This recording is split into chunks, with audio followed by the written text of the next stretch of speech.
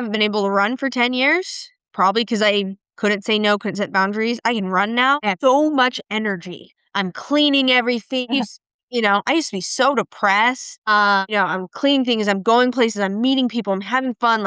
And it's really just because I'm protecting my divine sacred energy inside of me now. But I think that's like a big takeaway there is that you can get through it. And Yes. yeah, it may not be easy, but you can get through it. And sometimes you might have to do the difficult thing and cut ties with people. Welcome back to PCOS Unfiltered, where we ditch the one-size-fits-all advice. I'm your host, Lindsay, nurse turned health coach, 2-time author of Healing Beyond a Diagnosis and Healthy for a Reason, and your body wisdom guide. Here, I help you understand the messages behind your symptoms so you can stop fighting your body and start working with it. Before we jump into today's episode, I want to invite you to join us inside the Healthy Ever After community. It's where the podcast comes to life, with weekly body wisdom tips, recipes, exclusive resources, conversations with women on the same journey, and monthly challenges with fun giveaways. In fact, we kicked off our very first community challenge this month, and it's not too late to be part of it. If you're only listening to the podcast, you're missing half the experience. You'll find the link to join the Healthy Ever After community in the show notes. Now, today's guest is Sage Whitney, host of a Lights Out Narcissistic podcast. Through her own journey of healing with narcissistic relationships, she discovered the life-changing power of boundaries, self-worth, and faith. Today, she's passionate about helping others recognize unhealthy patterns, protect their peace, and build relationships rooted in respect and authenticity. As always, this podcast is intended for educational and informational purposes only and should not be considered medical advice. Please consult your healthcare provider before making any changes to your diet, exercise, or treatment plan. Now, go ahead and maybe grab something to drink and get comfortable, and let's get started. Here is my conversation with Sage Whitney.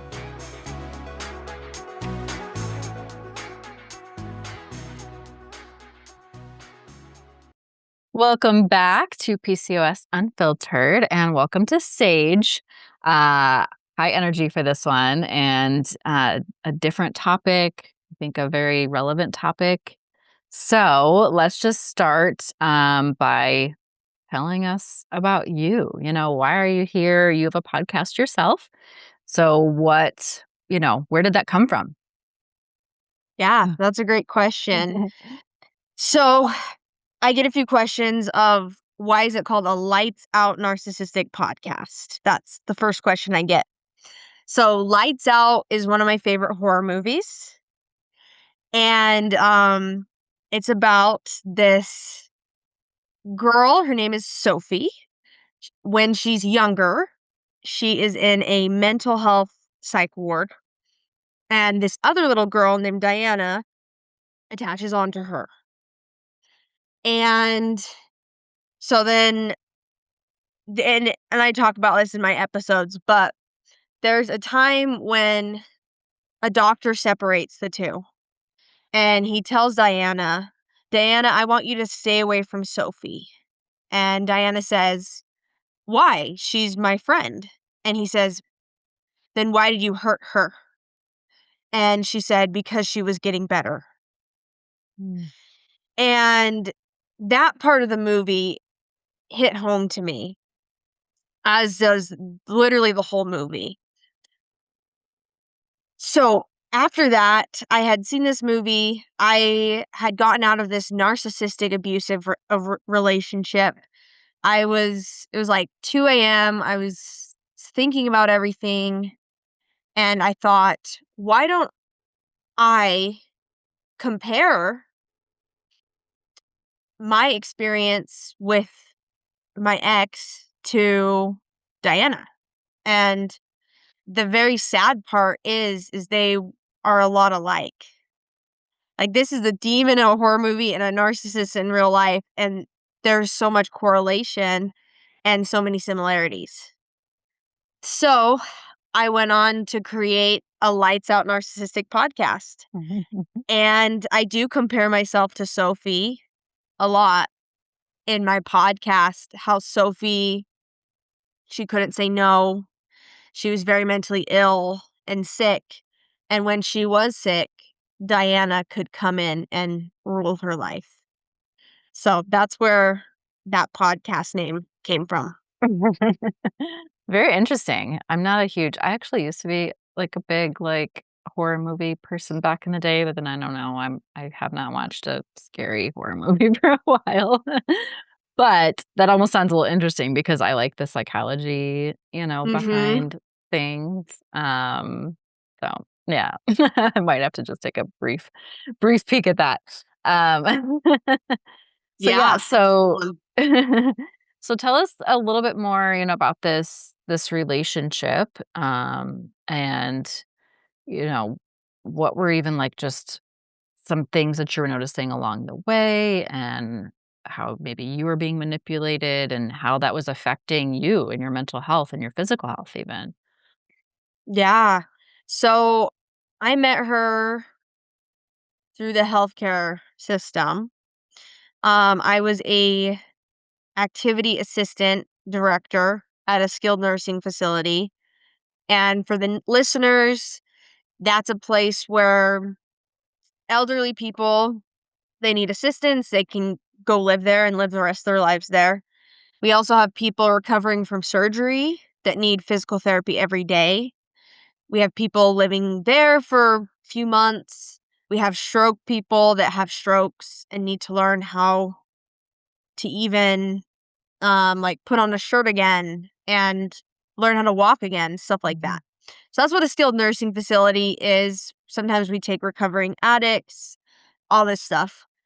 So she was a patient and she had lupus, and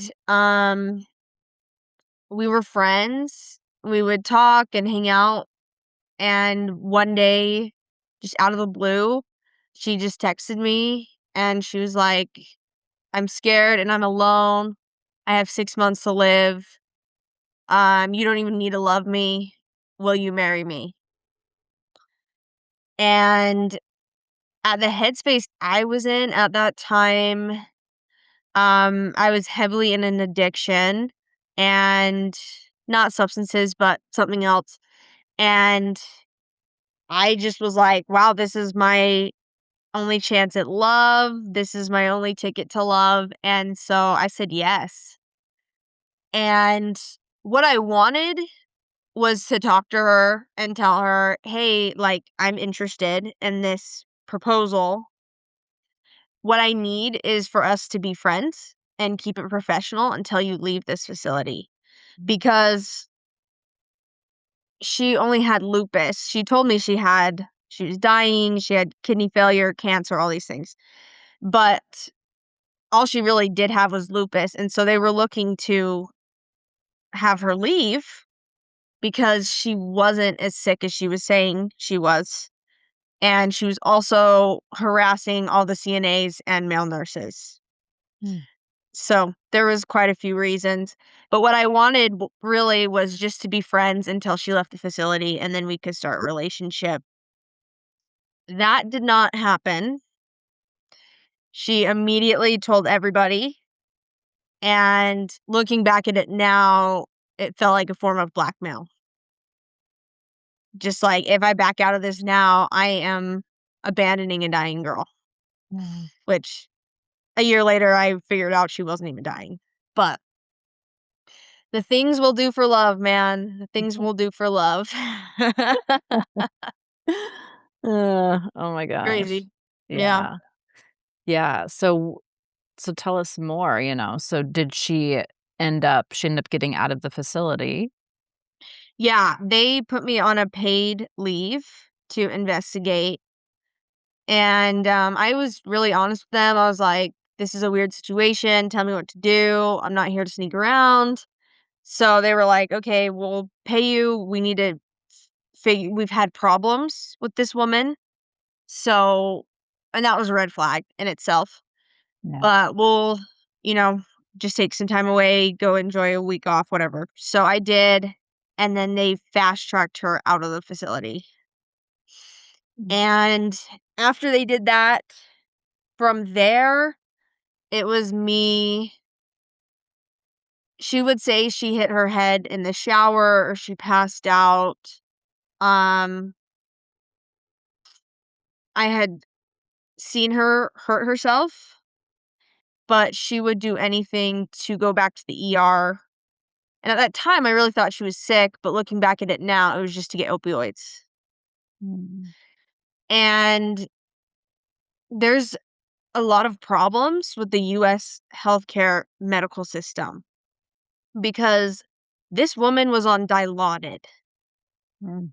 That is, for the listeners, that is deathbed, kidney stone, crazy surgery, Hospice. Yeah. hospice. Yeah. Yeah. What the crap was she doing on Dilaudid? Like, and so, you just start thinking in your head, like, I really thought she was sick, all this stuff, but were the doctors careless and prescribing that to her? Because lupus is very sad, and any autoimmune disorder is very sad, and my heart goes out to anyone that has that. It's not a death sentence, though. Mhm. And so, who prescribed this, and were they prescribing these meds to get money? These doctors, the more they prescribed deathbed medication, how much money was being put in their pocket? That's scary to me. And not only is it scary, is these medications are so potent, so crazy. At one point with her, she needed them so badly that she had brought a knife in the car and was like, I need opioids. I gotta stab myself. Like, I need meds. I'm in pain. I'm driving. I'm like, you can't do that. So, plan B, she's like, fine, you're such a baby. She pulls out scissors like she had planned this. Just starts cutting open her belly button. Stomach acid is coming out. She's like just putting gauze on it like it's a regular Tuesday. And that was that. And so first thing, she was not screaming, crying, nothing. She was so high, it it was just like normal. Like, yeah, didn't even phase her. Yeah. Yeah. Right. And weed and hemp is so demonized in the US medical system. But you can't cut open your belly button on weed, no matter how high you are. But you can fall off a building on Dilaudid and walk and then run a marathon. That is what that taught me. And so there's something to say also about these meds and me wanting for the Western medicine to incorporate more natural medicines. Mhm. Now, and I saw that firsthand when I had period flu and everyone just thought it was a joke. So they put me on birth control because they're like, well, you have bad periods, I'll just put you on birth control. So after they put me on birth control, I ran a 101 fever for like a week, 2 weeks straight. And then my boobs were a triple D, they went to an H. Oh So my gosh. now, just because of birth control, I will probably need to get a breast reduction. And so what we're doing right now just isn't working, you know? And if I would have known about my awesome naturopathic doctor now, I would have just gone to him and then just had natural supplements that work so well.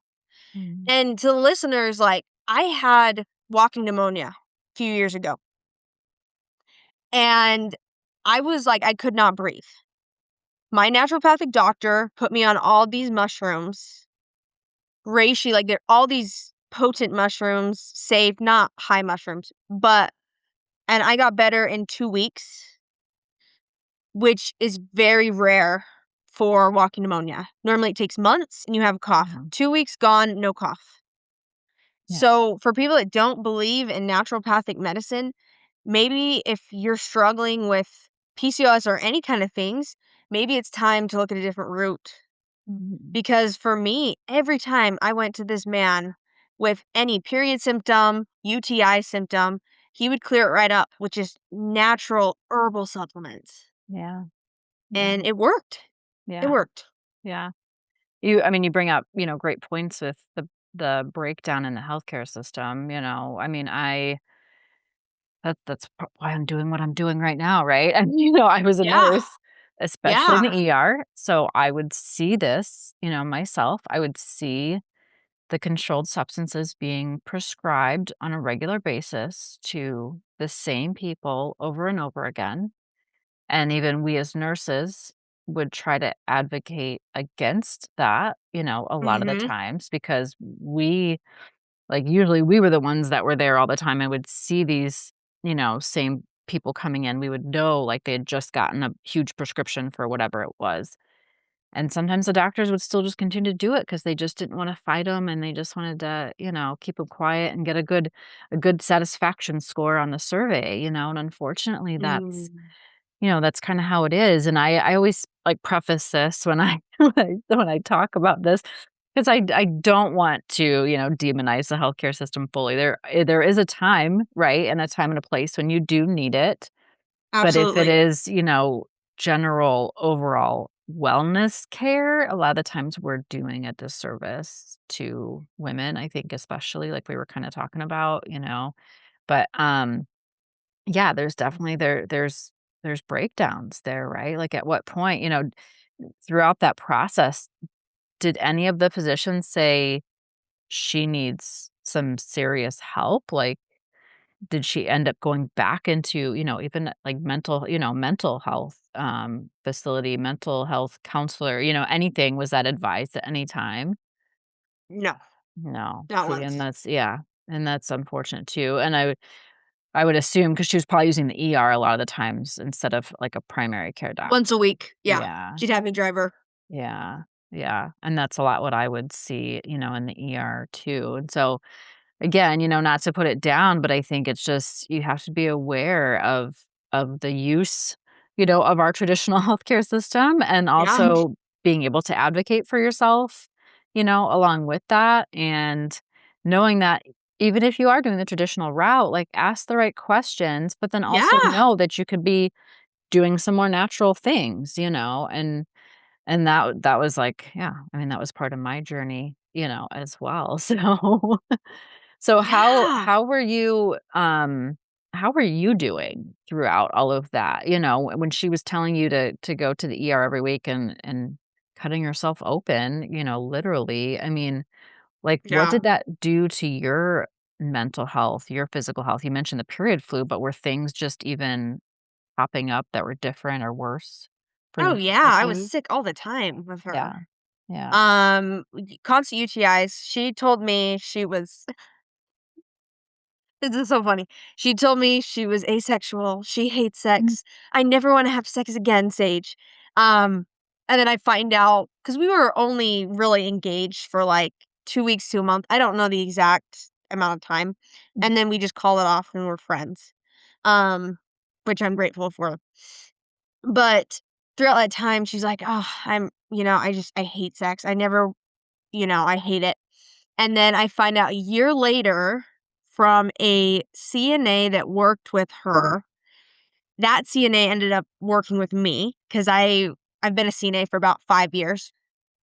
And she's like, "Oh, Sage, I caught her having sex with a man while you guys were together in the facility." oh my goodness. Yeah. Yeah. So, I always love to stress how I was getting UTIs and not even having sex. Your Yeah. body's screaming at you, "This is a bad Mhm. person. This is a dangerous person. You need to run. You need to get out of here." Your body starts getting really pissed off when you're Yeah. with someone that's bad for you. Yeah. And I I love to say I like this quote. I don't love it, but I like it. It says, "Good girls don't get angry, they get sick." Mm.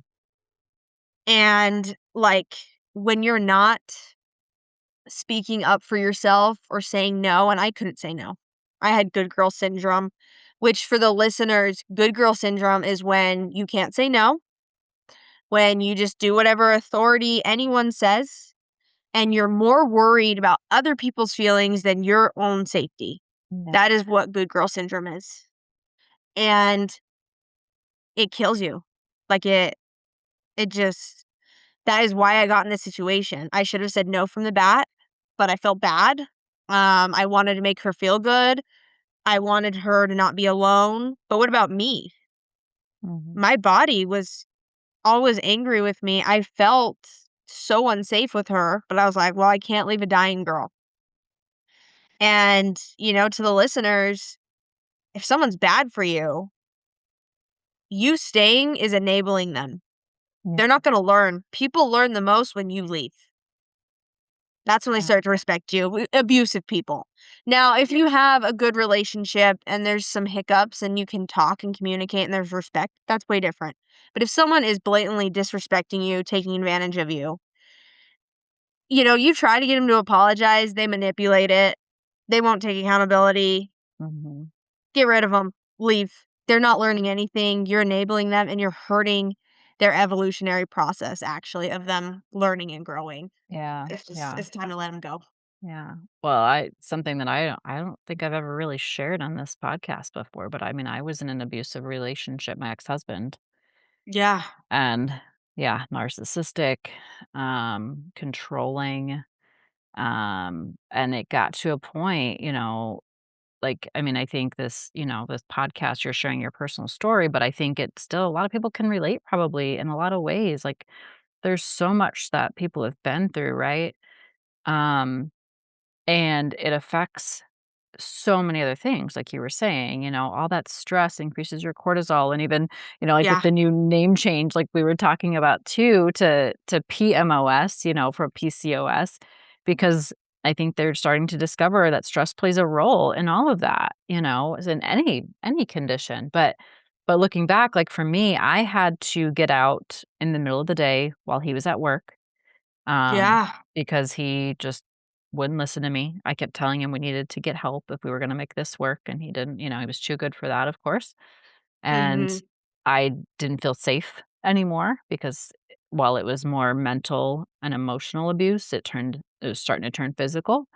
And Yeah. so I had to leave in the middle of the day, and I packed up all my stuff and he came home to an empty house. And it doesn't make it easier, of course, but I felt safer. I was able to do it, but there were months of me still just going through all kinds of things, and then, of course, the divorce, proceedings. But looking back, I think, because I don't remember if I shared this with you when we first talked, but I was kinda borderline lupus, when I first, Yeah.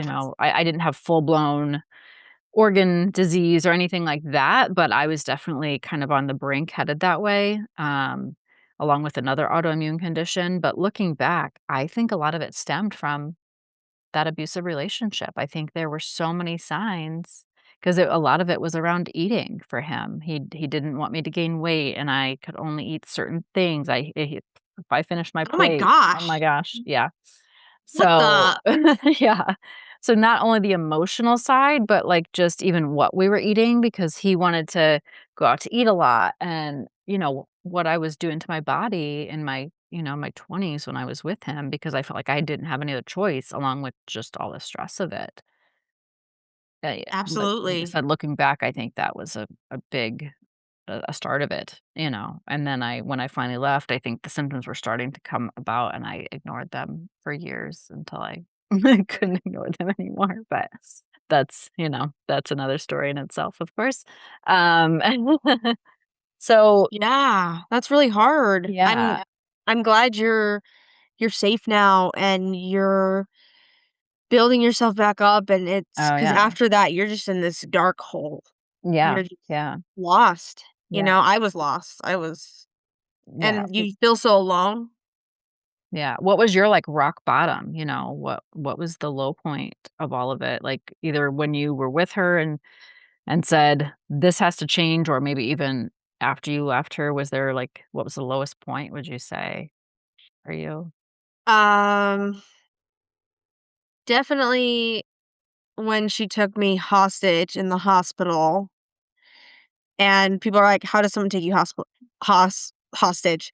Um, well, you try to leave and go back to your job up north because she decided to pass out for an imaginary cause to get opioids, and, you f at the time, you believe she's dying. Looking back, you feel like a fool. But, yeah, I thought she was dying, so I'm in the hospital. I need to leave. I need to go home. And she did seem fine. But, I have a life too. And we were only supposed to be down there three days.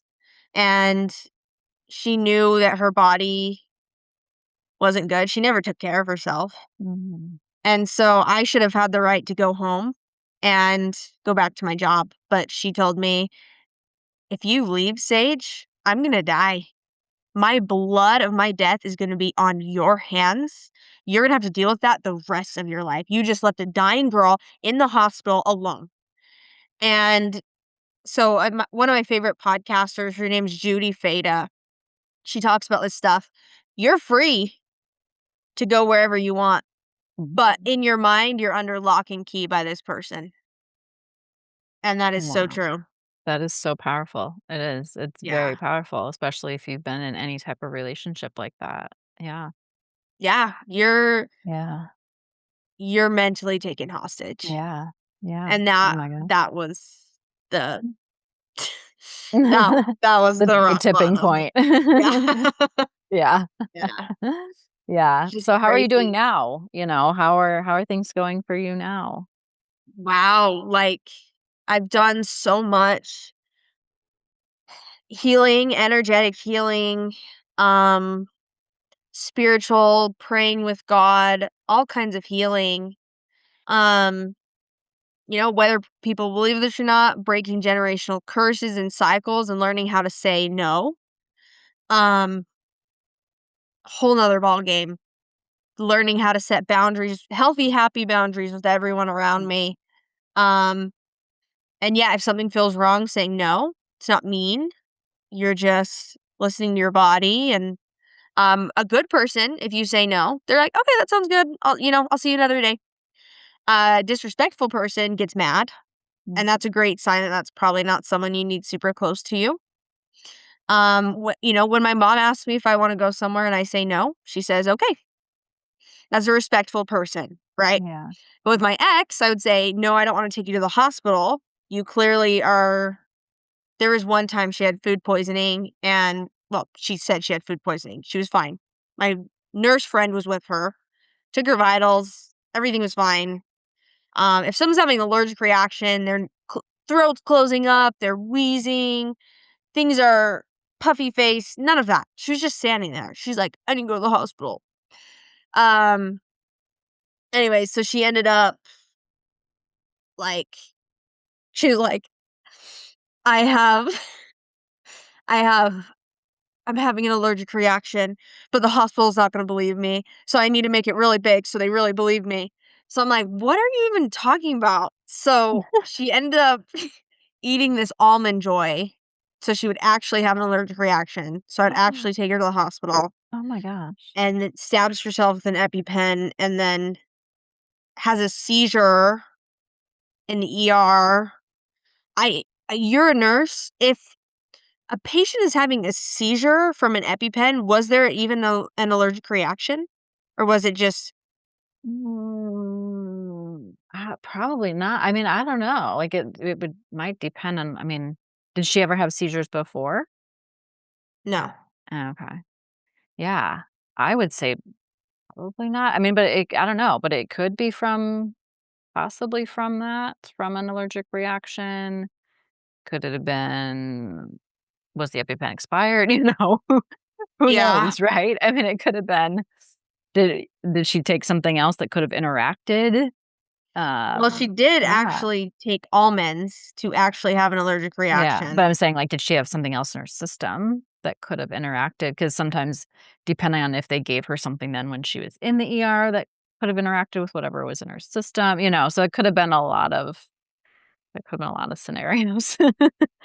But Yeah, yeah. I don't know. All I know is that I multiple times said, "No, I don't wanna take you to the hospital. Nothing's wrong." And then, "You're so selfish, Sage. Mhm. You're so selfish. I'm a dying girl." Blah, blah, blah, blah, blah. And just stupid shit. Um, yeah, that's a disrespectful person. So now, with disrespectful people, it's limited time, limited access. I don't want you draining my energy, um, Mhm. and putting all your bad energy in my body, and then I'm gonna have some kind of problem later because you've sucked my divine energy out of me. So limited access, saying no, setting happy, healthy boundaries. If to the empaths out there, the good girls, the good boys, episode 4 of a Lights Out Narcissistic podcast, I go through each step of how to say no and how to start setting boundaries. Yeah. Because it's terrifying at first. Your Yeah. throat closes up, your heart beats so fast, and when you can't say no and you don't have boundaries, you get sick.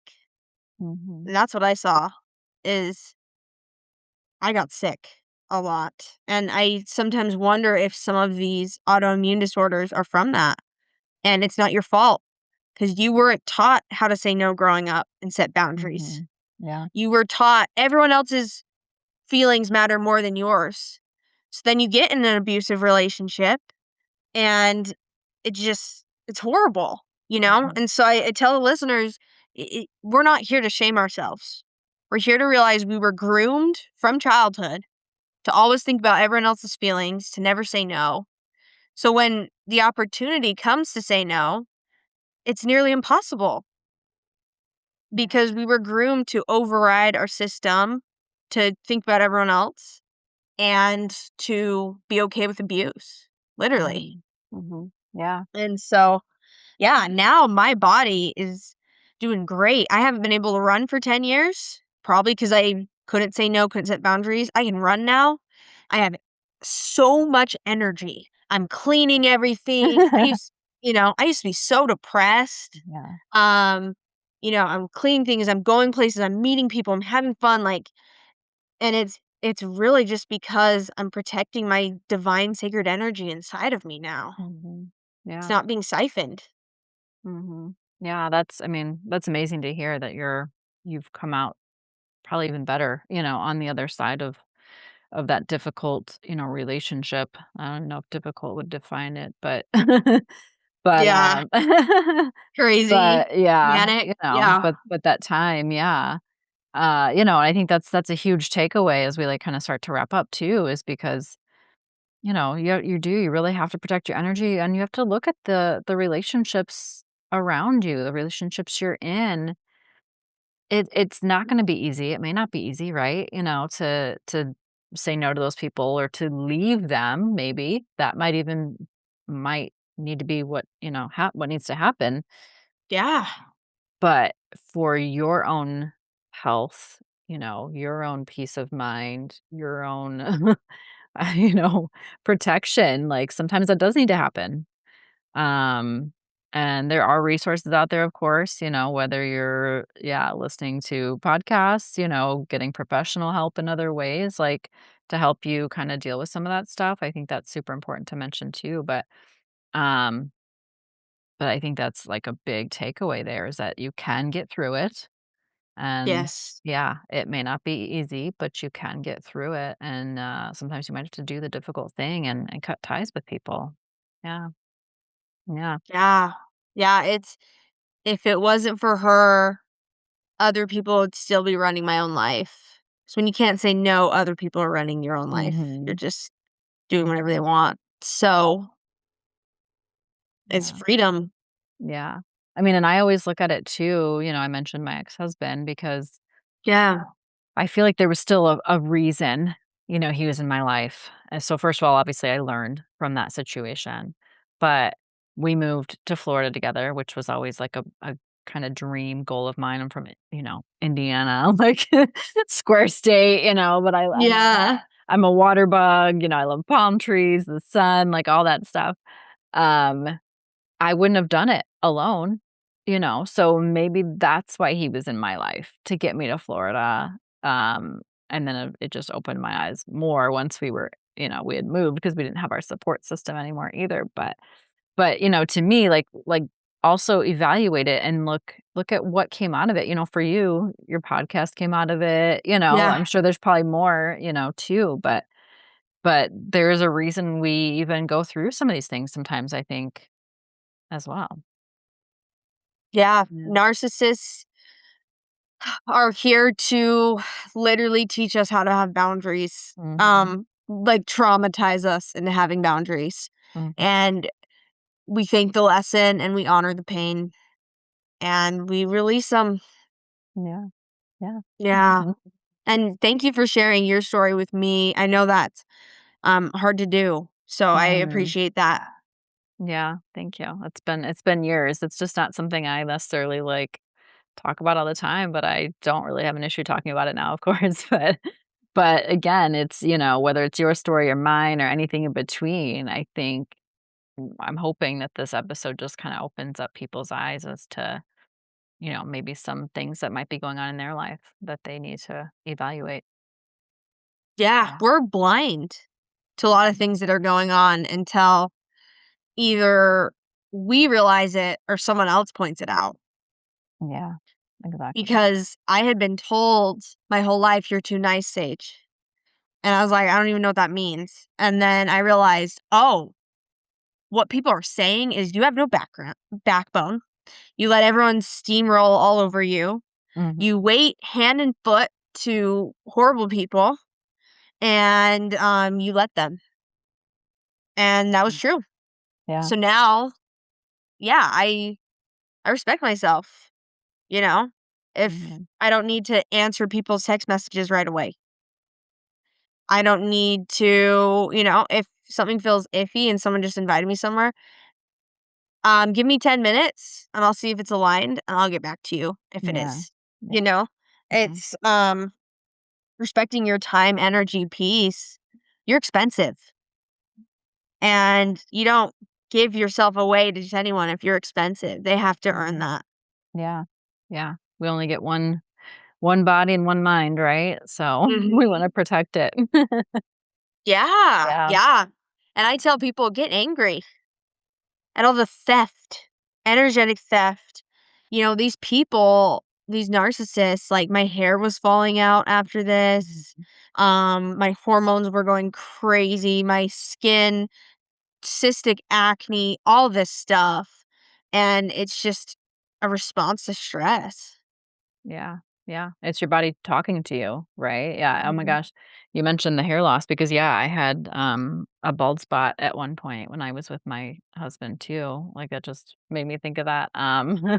Yeah. Yeah. Yeah. It's crazy. It's crazy what your body, goes through when your mind is going through something. Yeah. Yeah. It will speak to you. And, like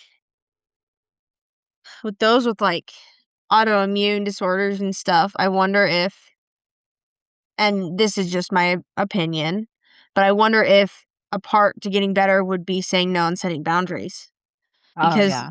when you can't, it gets stuck in your body and then autoimmune disorders happen. Mhm. So maybe, I don't know for Yeah. sure. That's just speculation, but it could be part of it. Yeah. I think that's with a lot of things, honestly. When we first talked, I mentioned German new medicine, but even whether you're using something like that or just in general, I think we can store traumas, we can store unprocessed emotions, for years. And they can show up in our body in a lot of different ways, from autoimmune conditions, to just maybe everyday aches and pains. We can hold stress in our hips and our shoulders and our neck and and all that stuff. I definitely believe there is a correlation there for sure. Yeah. Yeah. And yeah, absolutely. I love how you said in your hips. Um, I've had double hip surgery. And, for the people that believe in spiritual stuff, hips is betrayal trauma. Hmm. So that's where betrayal gets held. Yeah. And so when someone has hip problems, I know they've probably, a majority of the time, they've probably been cheated on. That's where I Mhm. go. I'll be like, oh, have you been cheated on? Yeah. Okay. Because that's a betrayal. Yeah. It goes to Yeah. the hips. Yeah. Wow. Yeah. Good stuff. Good stuff. Well, Yeah. thank you for being here and for sharing your story and being vulnerable with me. Um, Thank you for having me. yeah. So, how can people find your podcast or connect with you? Yeah. So I'm on everything. A lights out, and you have to put the A. A Lights Out Narcissistic podcast is on Apple, Spotify. I have a YouTube channel, Amazon Music, Deezer. And then on my Instagram, it's A_lights_out_narcissistic_pod. You can contact me. There's also my website there that you can check out my website. And yeah.